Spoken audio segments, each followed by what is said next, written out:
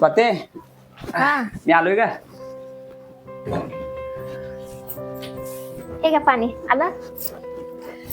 पाणी प्यायच्या अगोदर हे जरा आमच्या महिन्याची लक्ष्मी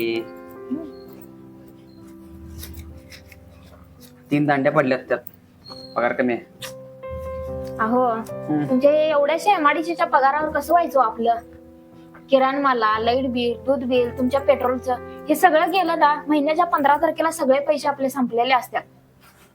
आणि आरूचं दप्तर पण फाटले, त्याला दप्तर आणूया म्हटल्याला. आणि म्हणलेलो अगं काय करू सांगे, पर्याय तर आहे आपल्याला. मी किती जरी ओव्हर टाइम केला ना, पगार काय घरात पुरत नाही. आणि कसं आहे माहिती आहे काय, ही नोकरी अशी आहे की धड करता पण येत नाही आणि धड सोडता पण येत नाही.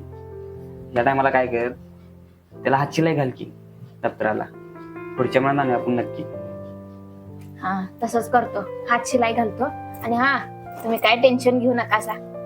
माझ्या शिलाईचे पैसे होत्यात ते आपल्याला होते घर खर्चाला. ते एक आधार आहे सोड.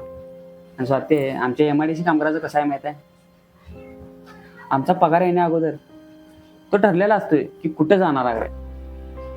हप्ते, दूध बिल, लाईट बिल, घराचं भाडं, हे सगळं खर्च वगळता आमच्या हातात उरते ती फक्त एक आशा की ह्या पगारात काय करता आलं नाही तर पुढच्या पगारात काहीतरी करता येईल. आमच्या एमआयडीसी कामगारांची सगळी स्वप्न ह्या आशेतच विरून जातात की पुढचा पगार आल्यावर बघू. अहो तुम्ही टेन्शन घेऊ नका सा.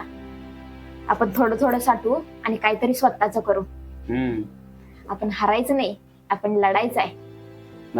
लढायचं, आपण हरायचं नाही. हरायचं. बर जावा, हातपाय धुवा जावा, मी चहा करून आणते.